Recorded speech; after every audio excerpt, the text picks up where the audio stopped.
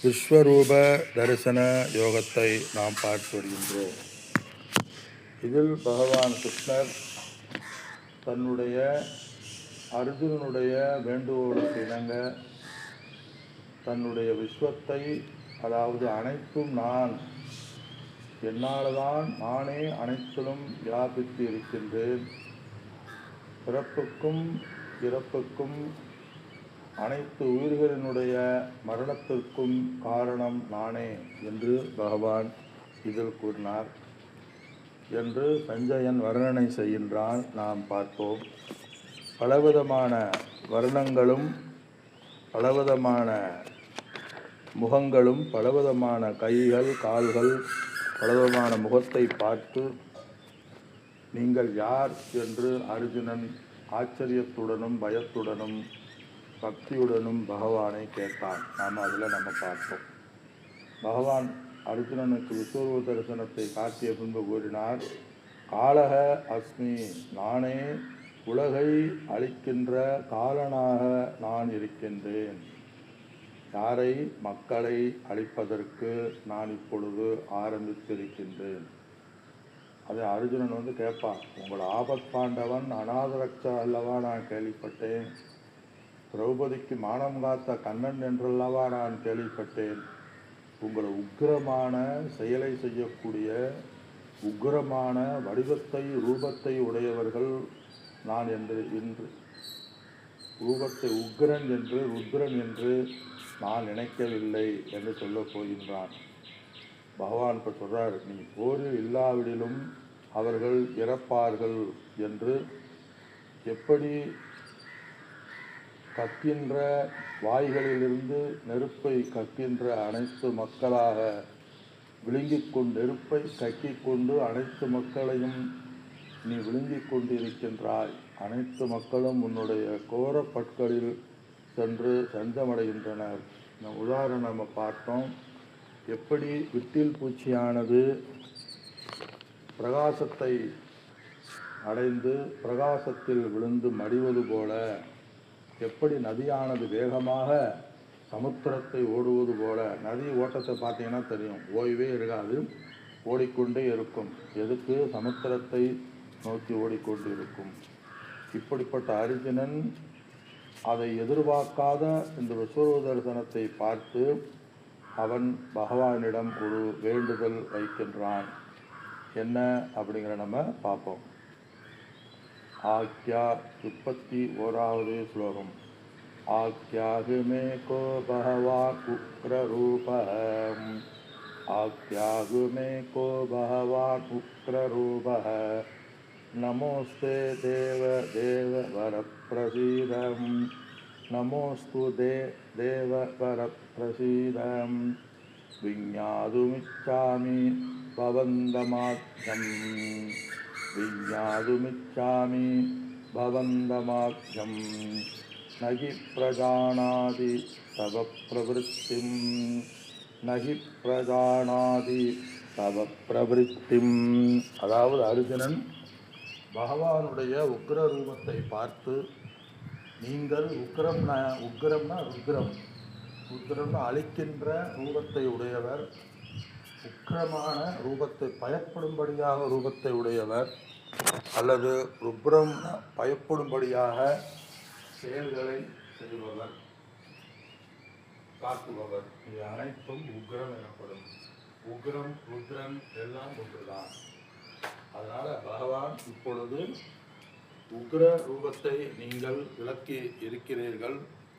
அதனால நீங்க என்ன செய்கிற அர்ஜுனன், பயத்தை அடைந்து உங்களுடைய பழைய ரூபத்தை எனக்கு காட்டுங்கள் என்று அர்ஜுனன் வேண்டுகோள் விடுக்கின்றான்.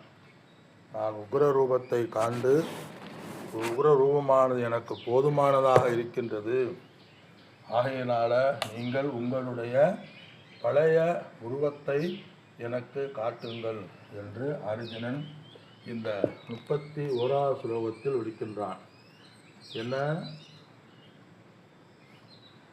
உக்ர ரூபக, உக்ர ரூபத்துடைய நீங்கள் யார் என்று எனக்கு கூறுங்கள்.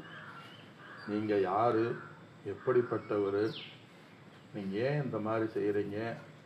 நீங்கள் உக்கிரமாக இருக்கீங்களே, இதுவரை நீங்கள் இந்த மாதிரி நான் உங்களை பார்த்ததில்லையே, ஏன் அப்படி என்று பகவான் கூறுகின்றார். பகவானிடம் அர்ஜுனன் வேண்டுகோள் விடுக்கின்றான்.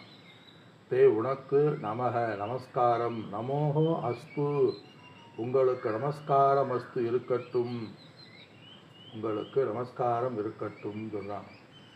ஏ தேவ தேவ தேவ தேவ ஈஸ்வரனே, காலனே, உக்கிரனே, தேவர்களுக்கெல்லாம் சிறந்தவனே, பிரசீத எனால் அருள் செய்யும். அருள் செய்யணும்னா என்னது? எங்களுக்கு நீ அருள் கொடு. அருள் கொடுன்னா அந்த இடத்துல பழைய உருவத்தை எங்களுக்கு நீ காட்டு. விஞ்ஞாது மிச்சாமி பவந்தம் ஆத்யம், இப்பொழுது நீ விஞ்ஞாதும் இச்சாமி, உங்களுக்கு நான் பழைய உருவத்தை காட்ட பார்க்க விரும்புகின்றேன். அகி பிரஜானாதி தப பிரவருத்தியும், எனக்கு ஒன்றுமே தேமே அஸ்து, உனக்கு நமஸ்காரம் செய்கின்றேன். இந்த படைப்பின் ஆதியில் உள்ள நீ எத்தனையவன் என்று எனக்கு, நீ எப்படிப்பட்டவன் என்று எனக்கு ஒன்றும் புரியவில்லை.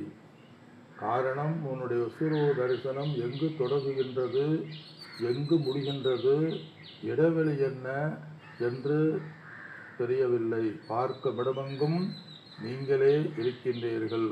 அதனால் பிரசன்ன வீரராக பயங்கரமான துரூபத்தை விட்டு உங்களுடைய செய்கையை என்னால் புரிந்து கொள்ள முடியவில்லை. நான் தெளிவாக ஆகையினால இந்த படைப்பின் ஆதியில் உள்ள நீங்கள் எத்தன்மையவர், எப்படிப்பட்டவர் என்று நான் தெளிவாக பார்க்க விரும்புகின்றேன். ஆகவே அடுத்த அத்தியாயம் தொடங்குகின்றது. அடுத்த ஸ்லோகம் தொடங்குகின்றது. 33வது ஸ்லோகம். தஸ்மாத் त्वमित्युषो यथा लभस्व, तस्मात् त्वम् उत्तिष्ठ यथा लभस्व, चित्वा शत्रून् भुङ्क्ष राज्यं प्रमृद्धम्, मयैवैते निजता पूर्वमेव, मयैवैते निजता पूर्वमेव, निमित्रमात्रं भव सव्यभिचायन्, நிமித்திரமாத்திரம் பவ சவ்யவிசாயன். இந்த இடம் அடிக்கடி, இந்த சுலோகம் அடிக்கடி கோட் பண்ணுறது. நிமித்த மாத்திரம் பவ, நீ நிமித்தமாக மட்டும் இருப்பாயாக என்று அர்ஜுனனுக்கு இந்த சுலோகத்துடைய அர்த்தத்தை முதல் பார்ப்போம். தஸ்மாத் ஆகவே, உத்திஷ்ட துவம் உத்திஷ்ட எழுந்திரு போரிடு, யதா லபஸ்வ உன் கடமையை செய். நம்ம இதிலிருந்தே அதெல்லாம் வந்தது. இந்த எழுந்திரு, எண்ணிய காரியம் கைகூடும் வரை விழித்திரு, அந்த இதில் வந்து அதே சொல்கிறார். இதிலிருந்து அந்த வார்த்தையில் விவேகானந்தர் கூறுவதாக இருக்கு. தஸ்மாத் துவம் உத்திஷ்ட, ஆகையினால நீ எழுந்திரு. ஆகையினாலங்கிறது என்ன? அவர்களுடைய கர்ம பலனானது முடிந்துவிட்டது. இந்த உலகத்திற்கு வந்த நோக்கமானது நிறைவுற்றது. அவர்கள் கர்ம பலனுடைய விளிம்பில் அவர்கள் இருக்கிறார்கள். ஆகையினால நீ போரிட்டாலும் போரிடாவிட்டாலும் அவர்கள் இறப்பது உறுதி. ஆகையினால நீ என்ன செய்யணும்? யதா லபஸ்வ சித்வா, நீ வந்து புகழை பெறுவாயாக. யாரை? சத்துருக்களை வென்று நீ சத்துருக்களை வென்று நீ சித்வா வென்று, பிரவருத்தம் புகழ்ந்த நிறைந்த ராஜ்யச்ச புங்க்வ, சுகங்கள் நிறைந்த ராஜ்யத்தை புங்க்ஸ்வன அனுபவிப்பாயாக. மயா ஏவ என்னாலேயே, ஏதே இவர்கள் பூர்வமேவ நிகித்வா பூர்வமேவ நிகதாக, முன்பே என்னால் இவர்கள் கொல்லப்பட்டு விட்டார்கள். சவ்யசாயின்றார். ஏ அர்ஜுனா, சவ்யசாயின்னு அர்ஜுனனுக்கு பெயர் சூட்டுகின்றார். அர்ஜுனா, நீ நிமித்த மாத்திரம் அவர். என்னது? நீ போரிடு. உன்னுடைய சுதர்மத்தை, இந்த ஸ்லோகத்தினுடைய சாரம், நீ எழுந்திரு, விழித்திரு, உன்னுடைய கடமைகளை செய்து நீ பெரிய பெரிய ஆச்சாரியார்களையும் பெரிய பெரிய மகாரதர்களையும் வென்ற பெருமையை நீ அடைந்து ராஜ்யத்தை நீ அனுபவிப்பாயாக. அப்போ இதிலிருந்து என்ன தெரியுது?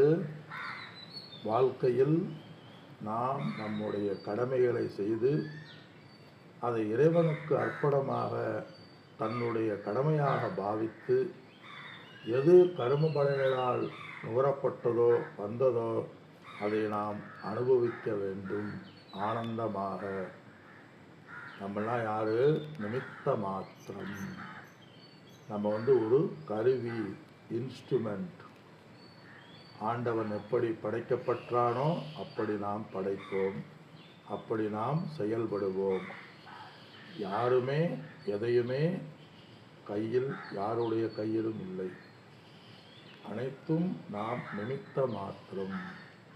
ஒரு பொருட்டாகத்தான் நாம் இருக்கின்றோமே ஒழிய நம்ம வாழ்க்கையில் நடக்கின்ற அனைத்து நிகழ்ச்சிகளும் அந்த இறைவனுடைய திருஷ்டாந்தத்தில், அந்த இறைவனுடைய திருவடிகளில் ஆண்டவனால் ஏற்படுத்தப்பட்டது.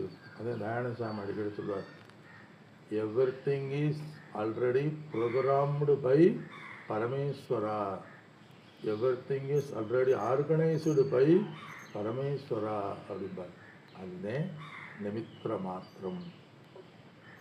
இந்த இடத்துல பீஷ்மர், துரோணர், கர்ணன், துரியோதனன் முதலியவர்களுடைய பிராராப்தம் முடிந்தது.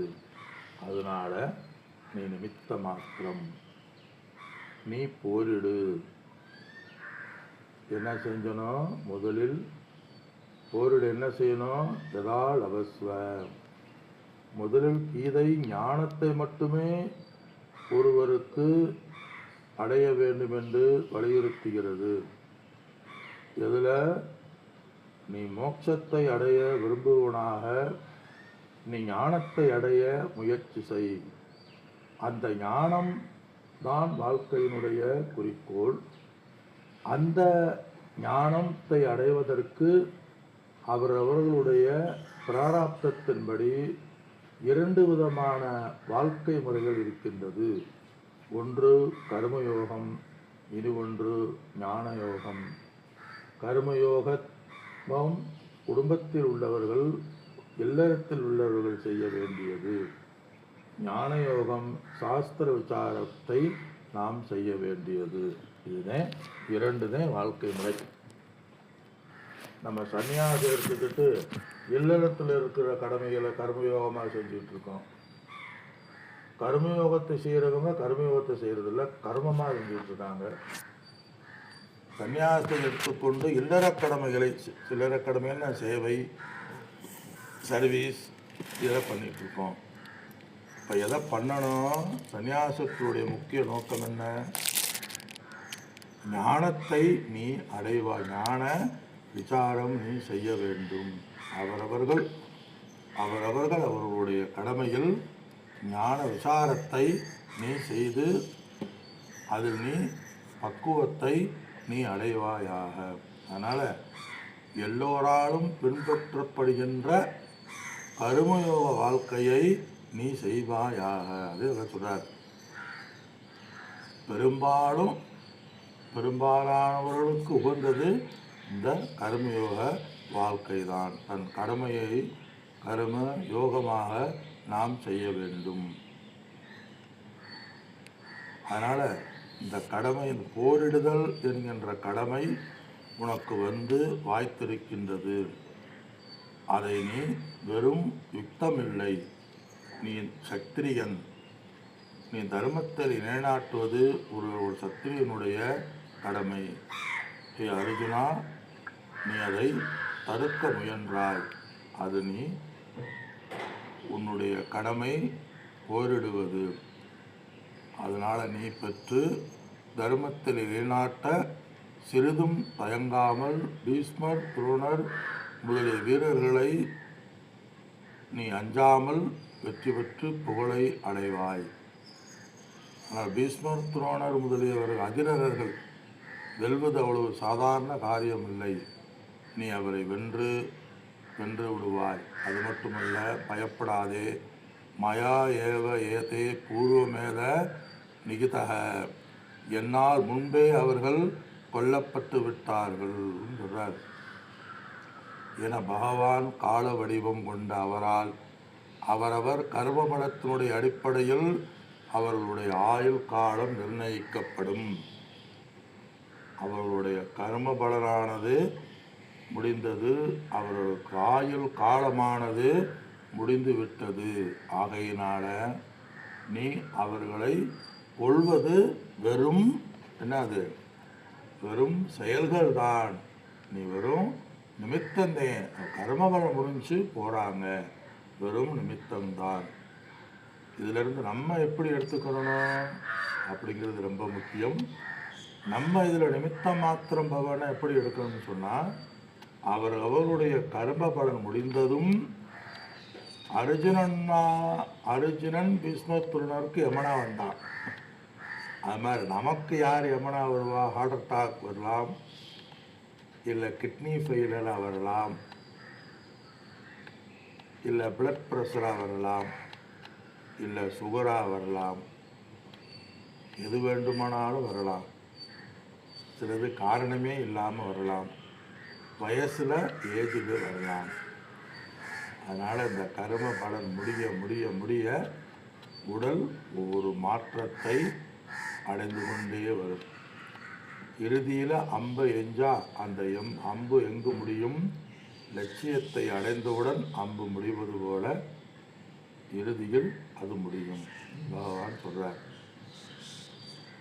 இது என்னுடைய சாரம்.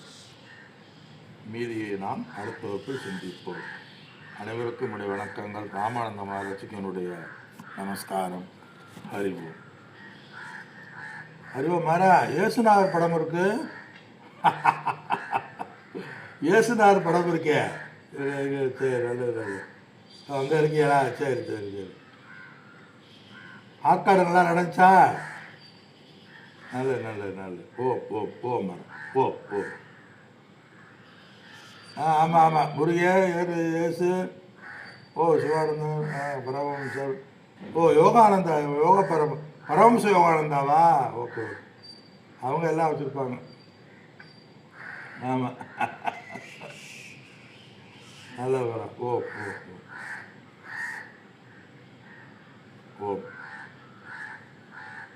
பூம்புகாரால நினைக்கிறேன்.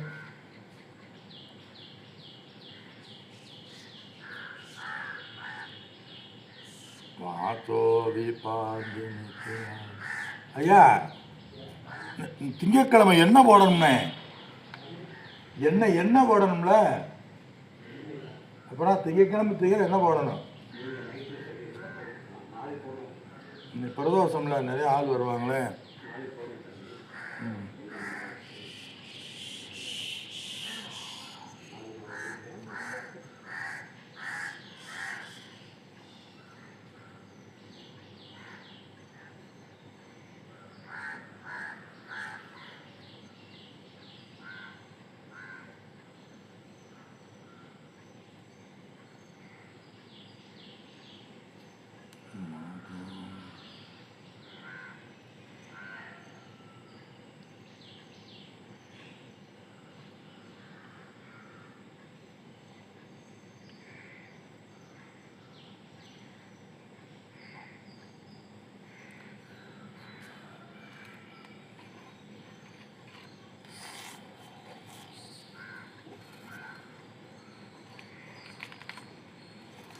ஆமாம், ஈஸ்வரா.